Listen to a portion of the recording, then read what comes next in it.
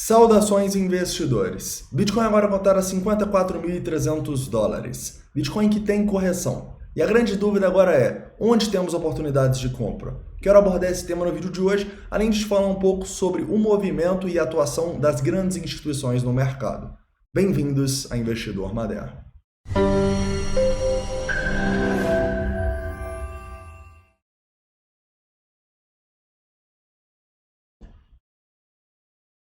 Investidores, hoje eu vou começar aqui no 4 horas, relembrando a situação de mais longo prazo para vocês, depois a gente vai para 1 hora, 15 minutos, para traçar um padrão gráfico que o Bitcoin está formando aqui e possíveis oportunidades que a gente pode ter nas próximas horas. Também quero te lembrar do indicador CVD, né, que a gente tanto fala aqui, mas no TradingView. E também quero te mostrar no TRDR o que está acontecendo com os nossos indicadores, tá? A gente está vendo uma piora de alguns, mas alguns continuando legais. Então a gente vai discutir sobre isso, inclusive também mostrando as oportunidades que a gente teve quando o preço foi abaixo dos 54 mil dólares. Tranquilo? Além disso, quero te mostrar como essas instituições elas manipulam o mercado, desmistificando um pouco o tema, né? Afinal, você entende o que é quando eu falo instituição? Eu vou falar sobre isso no vídeo de hoje, com exemplos práticos aqui do que aconteceu na madrugada, nos fundinhos aí que a gente fez abaixo dos 54. Para finalizar, vamos falar um pouquinho do S&P 500, que está subindo, e da nossa dominância, que está caindo hoje, apesar de ainda estar numa tendência muito clara de alta. Tranquilo? Então vamos lá. Vamos começar aqui, e antes de começar, investidores, não esquece de deixar o like, se inscrever caso não seja inscrito e ativar o sininho. Muita gente reclama que não está recebendo os vídeos, tá bom? Então ativa o sininho aí. Certo. Investidores, no 4 horas o que a gente está vendo do Bitcoin é uma correção fraquinha, né?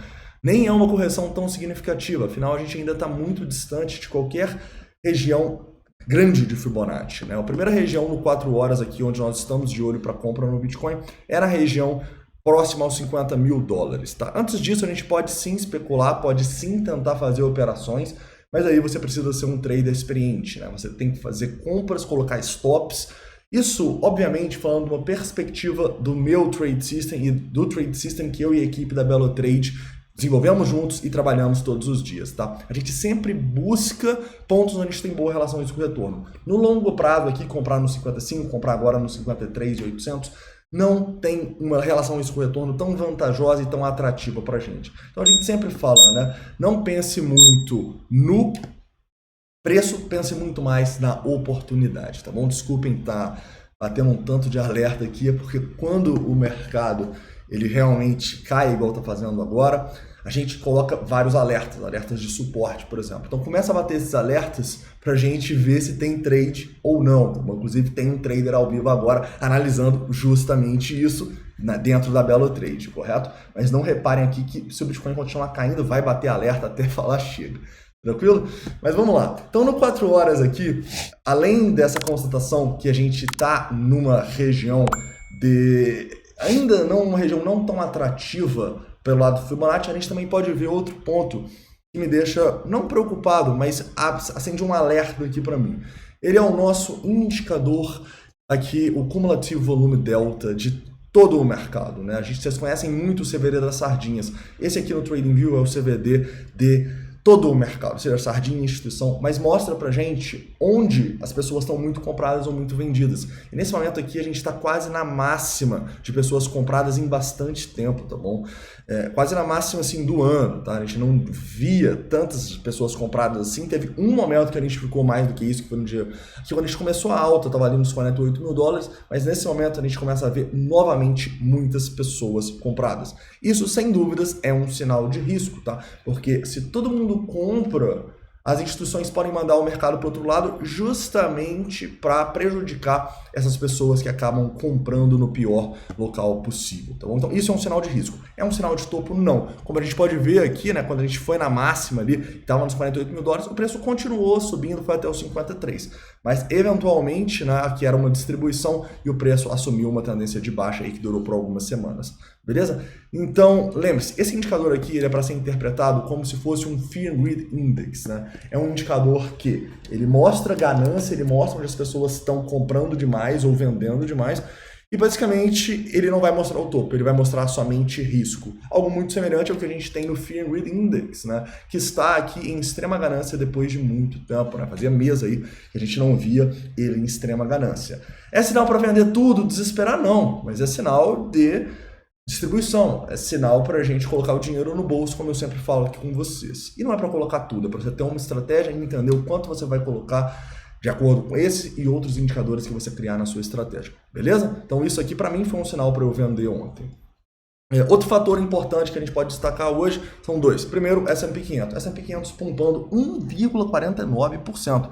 Porra, galera, é aquela coisa, né? A gente sabe que a gente está numa bolha e tal, mas ninguém sabe quando essa bolha vai estourar. Então, se isso aqui começar a subir, teoricamente seria um fator positivo do Bitcoin. Por que o Bitcoin está caindo? Porque o Bitcoin realmente não está nem aí para o S&P nos últimos dias. A gente realmente descorrelacionou.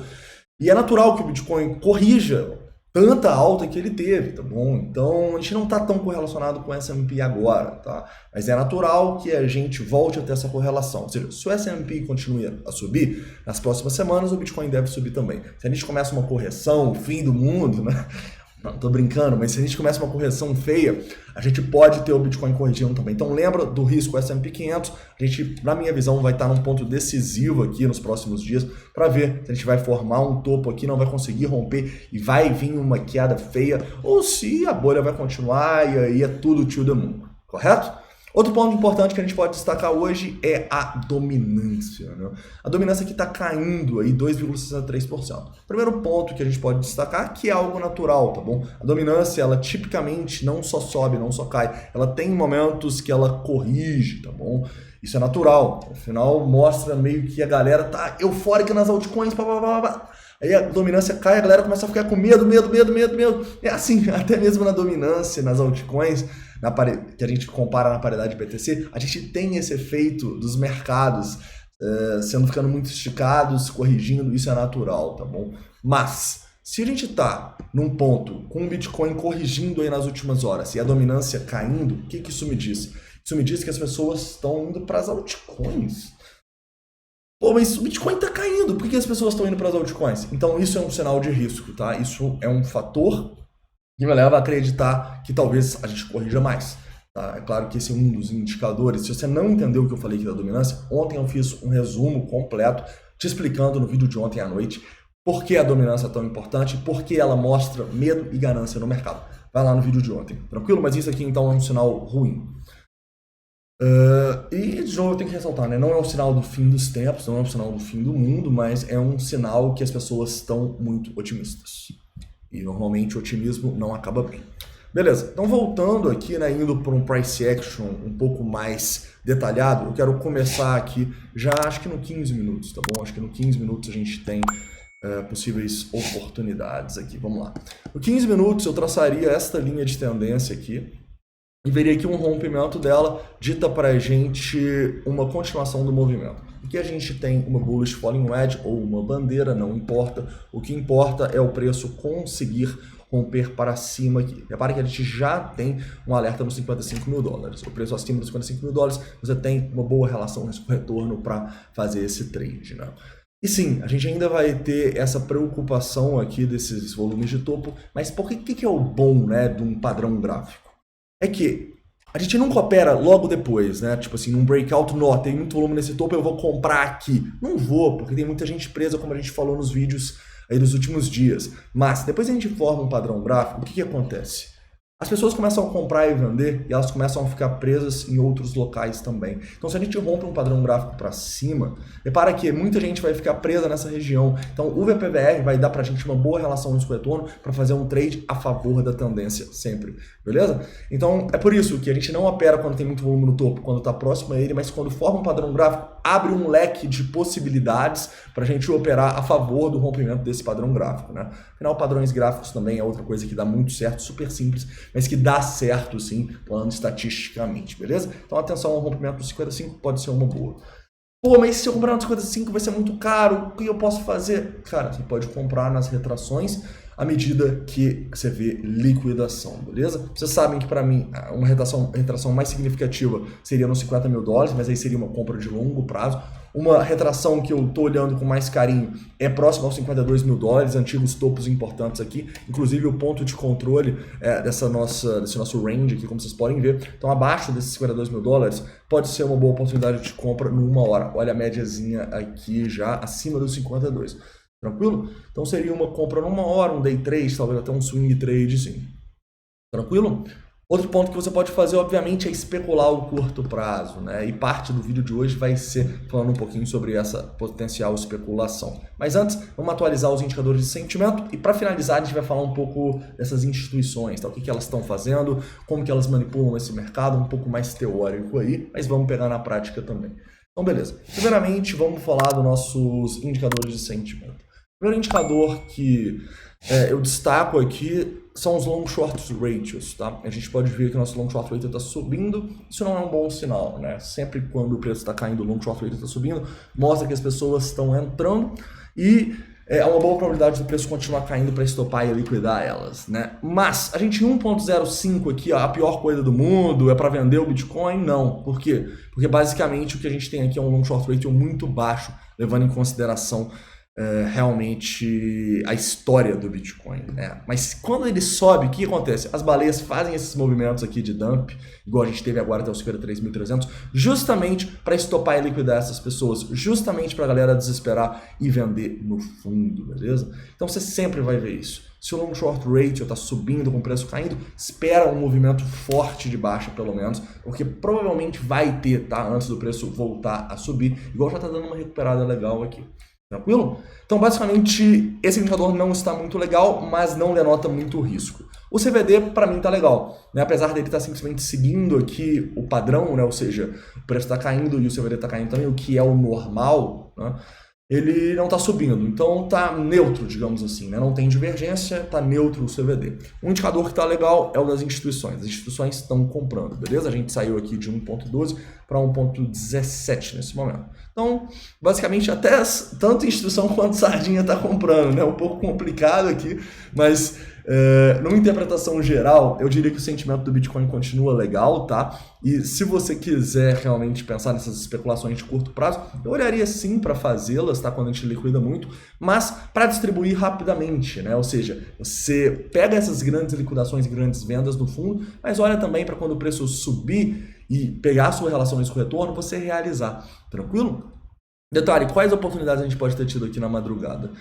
Na minha visão, duas, tá bom? Vamos lá. Primeira oportunidade que eu vejo foi a grande liquidação que a gente teve aqui no 53.800, cerca de 2,4 milhões de dólares, beleza? Uma liquidaçãozinha que você poderia ter começado a pensar numa acumulação aqui, até porque você sabia do vídeo de ontem que na região entre os 54 mil dólares e os 53.300 para 3.500 tinha muita ordem de instituição. Ou seja, a gente vai falar sobre isso daqui a pouquinho, mas normalmente quando tem muita instituição e liquida muito, essas instituições estão acumulando e é uma boa oportunidade para você, tá bom?